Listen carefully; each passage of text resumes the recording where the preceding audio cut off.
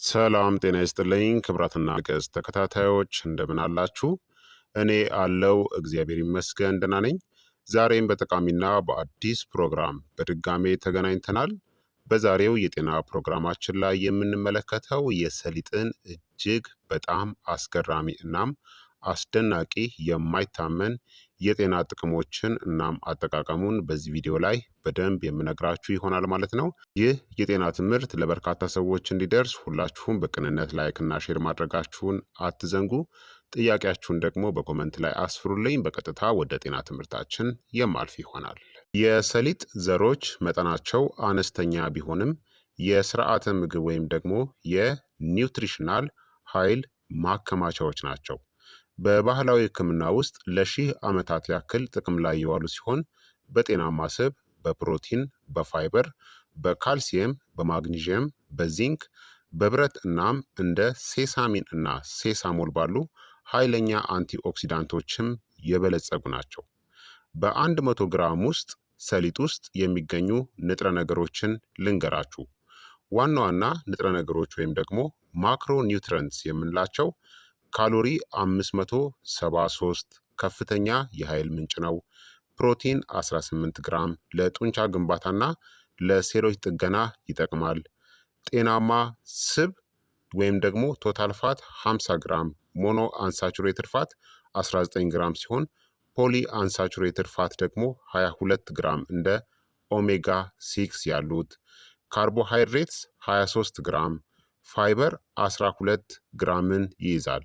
ለምግብ መፈጨትና ለሆድ ድርቀት በጣም ጠቃሚ ነው። ማዕድናት ደግሞ ሰሊጥ በተለይ በማዕድናት እጅግ የበለጸገ ሲሆን ካልሽየም 975 ሚሊግራምን ይይዛል። ለአጥንትና ለጥርስ ጥንካሬ በጣም ጠቃሚ ነው። ብረት ወይም ደግሞ አይረን 14.6 ሚሊግራምን ይይዛል።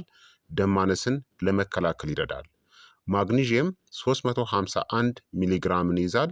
ለደም ግፊት ቁጥጥርና ለልብ ጤና ጠቃሚ ነው። ፎስፈረስ 629 ሚሊግራምን ይይዛል። ዚንክ 7.8 ሚሊግራም ለበሽታ መከላከልና ለቆዳ ጤና ይጠቅማል። ማንጋኔዝ 2.5 ሚሊግራምን ይይዛል። ኮፐር ወይም ደግሞ መዳብ 4.1 ሚሊግራምን ይይዛል።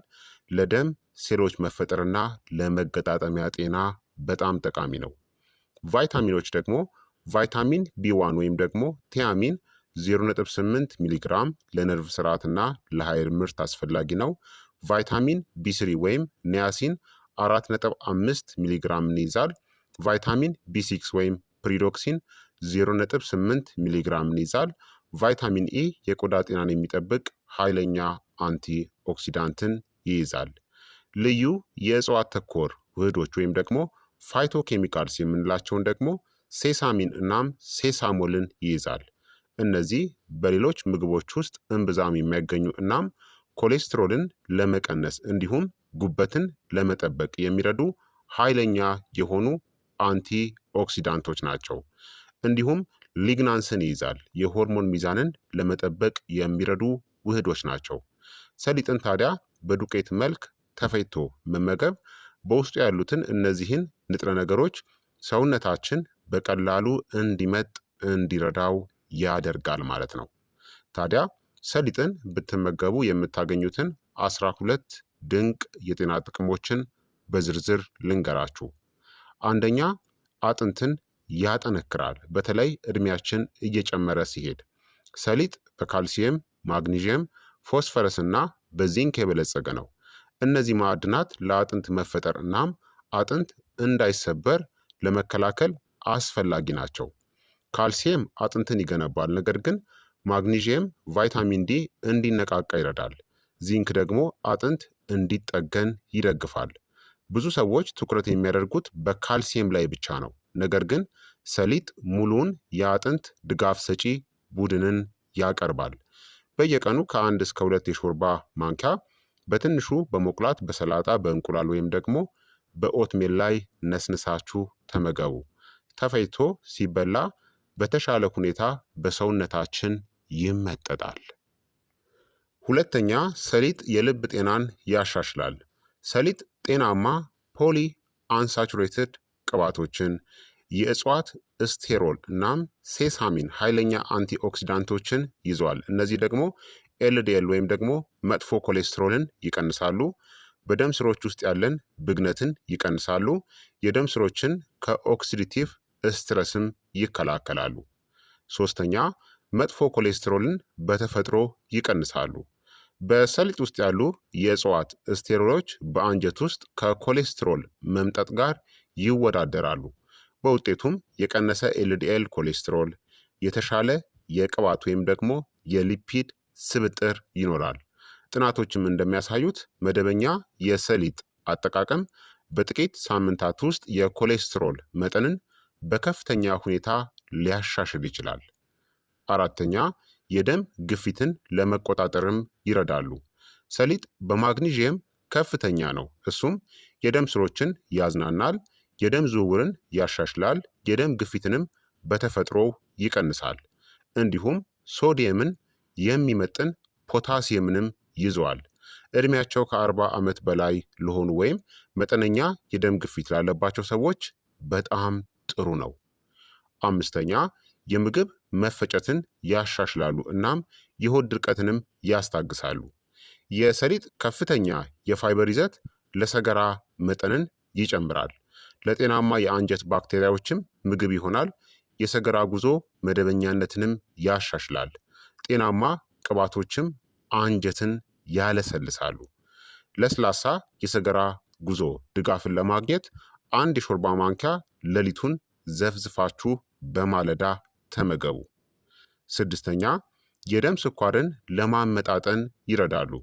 ሰሊጥ የካርቦሃይድሬትስ መምጠጥን ያዘገያሉ። የኢንሱሊን ሴንሲቲቪቲንም ያሻሽላሉ። የግሉኮስ ቁጥጥርንም የሚያሻሽል ማግኒዥየምንም ይዘዋል። ይህ ለቅድመ የስኳር በሽታ፣ ለኢንሱሊን ሬዚስታንስ እና አይነት 2 የስኳር በሽታን ለመከላከልም ጠቃሚ ነው። ሰባተኛ ኃይለኛ ጸረ ብግነት ወይም ደግሞ አንቲ ኢንፍላማቶሪ ውጤቶችም አሉት። ሴሳሚን እናም ሴሳሞል ስር የሰደደ ወይም ደግሞ ክሮኒክ ብግነት ወይም ደግሞ ኢንፍላሜሽንን ይቀንሳሉ። ሴሎችን ከኦክሲዲቲቭ ስትረስም ይከላከላሉ። ስር የሰደደ ብግነት ደግሞ ከልብ በሽታ፣ ከአጥንት መገጣጠሚያ ህመም ወይም ከአርትራይተስ፣ ከስኳር በሽታ እናም ከካንሰር ጋርም የተያያዘ ነው። ሰሊጥ እንደ ረጋ ያለ ዕለታዊ ጸረ ብግነት ወይም ደግሞ አንቲ ኢንፍላማቶሪ ምግብ ሆኖ ያገለግላል። ስምንተኛ የጉበት ጤናንም ይደግፋሉ። በሰሊጥ ውስጥ ያሉ አንቲኦክሲዳንቶች የስባማ ጉበት ክምችትን ይቀንሳሉ። የጉበት ሴሎችን ከኦክሲዲቲቭ ስትረስም ይከላከላሉ። የቅባት ሜታቦሊዝምንም ያሻሽላሉ። በሰሊጥ ውስጥ ያሉ ጤናማ ቅባቶች የጉበትን መርዛማ ንጥረ ነገሮች የማስወገድ ሂደትን ያሻሽላሉ። ዘጠነኛ የበሽታ መከላከል አቅምን ያጠናክራሉ። ሰሊጥ በዚንክ በብረትና በሴሊኒየም የበለጸገ ነው። ዚንክ ደግሞ ለበሽታ መከላከል ሴሎች ምርጥ ነው። ቁስልንም ለማዳን ይረዳል። ኢንፌክሽንንም ለመቋቋም ወሳኝ ነው። ብረት ደግሞ በደም ማነስ የሚመጣን ድካምን ለመከላከል ይረዳል። አስረኛ የቆዳ እናም የፀጉር ጤናንም ያሻሽላሉ። ጤናማ ቅባቶችና ቫይታሚን ኢ እንዲሁም የቆዳ የመለጠጥ አቅምን ያሻሽላሉ። ድርቀትንም ይቀንሳሉ። የኮላጅን ምርትንም ይደግፋሉ። የፀጉር ስርንም ያጠናክራሉ። የሰሊጥ ዘይትም ለቆዳ እርጥበትም በውጭ በኩል ጥቅም ላይ ይውላል። 11ኛ የሆርሞን ሚዛንን ይደግፋሉ፣ በተለይ በሴቶች ላይ። ሰሊጥ ሊግናንስ የተባሉ የእጽዋት ውህዶችን ይዘዋል። እነሱም የኤስትሮጅን ሚዛንን ይደግፋሉ። የማረጥ ወይም የሜኖፓውዛል ምልክቶችንም ሊቀንሱ ይችላሉ። የጡት ጤናንም ይደግፋሉ። ሊግናንስ እንደ ረጋ ያለ ፋይቶ ኤስትሮጅን ያገለግላሉ። ይህ ደግሞ ሰሊጥን እድሜያቸው ከ40 ዓመት በላይ ለሆኑ ሴቶች፣ የማረጥ አካባቢ ላሉ ፕሪሜኖፓውዝ ለምንለው የሆርሞን መዛባት ላለባቸው ሴቶች በጣም ጠቃሚ ያደርገዋል። 12ኛ ተፈጥሯዊ ኃይልን እናም የአንጎል ድጋፍንም ይሰጣሉ። ጤናማ ቅባቶችና ቢ ቫይታሚኖች እንዲሁም ማግኒዥየም የአንጎልን ተግባር ይደግፋሉ። የነርቭ ምልክት ዝውውርን ያሻሽላሉ፣ የኃይል መጠንንም ያረጋጋሉ።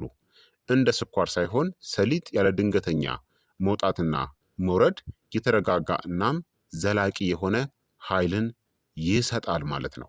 ስለዚህ ሰሊጥን በአመጋገባችሁ ውስጥ ብታካትቱ እነዚህን ዘርፈ ብዙ እናም የማይታመን የጤና ጥቅሞችን የምታገኙ ይሆናል ማለት ነው።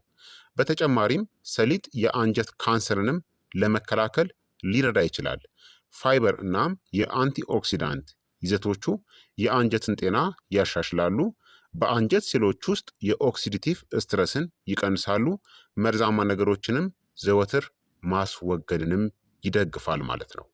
ታዲያ ለከፍተኛ ጥቅም ሰሊጥን እንዴት መመገብ እንደምትችሉ ልንገራችሁ። ምርጥ ይዘት ወይም ደግሞ አይነት በትንሹ የተቆላ የተፈጨ በተሻለ ሁኔታ እንዲመጠጥ መመገብ ትችላላችሁ። ታዲያ ታሂኒ ወይም ደግሞ የሰሊጥ ለውዝን ተጠቀሙ። ታሂኒ ወይም የሰሊጥ ለውዝ የምንለው ልክ እንደ ለውዝ ቅቤ፣ ለውዝ ተፈጭቶ የለውዝ ቅቤ እንደሚወጣለት ሁላ ሰሊጥም ተፈጭቶ ልክ በሚደቅ ጊዜ የሰሊጥ ለውዝ ወይም ደግሞ ቅቤ ሊወጣለት ይችላል ማለት ነው። ያ በተለምዶ ታሂኒ ይባላል። ስለዚህ በዛ መልኩ መጠቀም ትችላላችሁ ማለት ነው። ታዲያ በቀን ከ1 እስከ 2 የሾርባ ማንኪያ ከተጠቀማችሁ በቂ ነው። ምርጥ ጥምረት ደግሞ ሰሊጥን ከቫይታሚን ሲ ምግቦች ጋር ተመገቡ፣ ምክንያቱም የብረት መምጠጥን በከፍተኛ ሁኔታ ያሻሽላል። እንዲሁም ከጤናማ ቅባቶች ጋርም ተመገቡ፣ ብቻውን ሳይሆን። ታዲያ ካሎሪው በጣም ከፍተኛ ስለሆነ በመጠኑ መመገብ አስፈላጊ ነው። የሰሊጥ አለርጂ ያለባቸው ሰዎች ደግሞ መራቅ አለባቸው። ከመጠን በላይ መውሰድ ደግሞ የምግብ መፈጨት ምቾት ማጣትን ሊያስከትል ስለሚችል ጥንቃቄ ማድረግና በልኩ መውሰድ ያስፈልጋል። ታዲያ ቀላል የሆነ ዕለታዊ የሰሊጥ አጠቃቀም ልማድ ልንገራችሁ። ጠዋት ላይ 1 የሾርባ ማንኪያ የተፈጨ ሰሊጥን በጁስ ወይም ደግሞ በስሙዚ መልኩ ወይም በአጃ ወይም በኦትሜል ላይ አርጋችሁ መጠቀም ትችላላችሁ። ከፈለጋችሁ ደግሞ ምሽት ላይ ማታ በአትክልቶች ላይ በመነስነስ ወይም በእርጎ ውስጥ በመቀላቀል ሰሊጥን መውሰድ ወይም መመገብ ትችላላችሁ ማለት ነው። በአጠቃላይ ሰሊጥ ለአጥንት፣ ለልባችን፣ ለደም ግፊት ቁጥጥር፣ ለኮሌስትሮል ሚዛን፣ ለደም ስኳር ቁጥጥር፣ ለምግብ መፈጨት ጤና፣ ለጉበታችን ጤና፣ በሽታ የመከላከል ስርዓትን ለመጨመር እናም ለመደገፍ፣ ለቆዳ እናም ለፀጉራችን ጤና፣ ለሆርሞኖች ቁጥጥር፣ ለአንጎላችን ተግባር እናም ብግነት ወይም ደግሞ ኢንፍላሜሽንን ለመቆጣጠር በከፍተኛ ሁኔታ ይጠቅማል ወይም ደግሞ ይረዳል ማለት ነው። ስለዚህ ክቡራትና ክቡራን ተመልካቾቼ የዛሬው የጤና ትምህርት እንግዲህ ይህንን ይመስል ነበረ። በየቀኑ 1 የሻይ ማንኪያ ወይም ደግሞ 1 የሾርባ ማንኪያ ሰሊጥን በአመጋገባችሁ ውስጥ ብታካትቱ እነዚህን ዘርፈ ብዙ የጤና ጥቅሞችን የምታገኙ ይሆናል ማለት ነው። በፍጹም ችላ ማለት የለባችሁም። በተለይ እድሜያችሁ እየጨመረ በሚሄድበት ጊዜ ሰሊጥ ከፍተኛ የሆነ የካልሲየም ይዘት ስላለው አጥንቶቻችንን በከፍተኛ ሁኔታ ለማጠናከር ስለሚረዳ ሰሊጥን ምንጊዜም በአመጋገባችሁ ውስጥ ማካተት ያስፈልጋል ማለት ነው። የዛሬው የጤና ትምህርት እንግዲህ ይህንን ይመስል ነበረ። እንደተማራችሁበት ተስፋ አደርጋለሁኝ።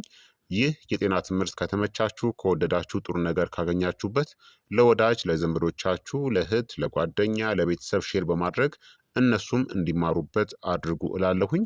ጥያቄያችሁን በኮመንት ላይ አስፍሩልኝ። በቀጣይ የጤና ትምህርት እስከምንገናኝ እኔንም እናንተንም ቸር ያቆየን። መልካም ጊዜ፣ መልካም ቆይታ። ቻው ቻው።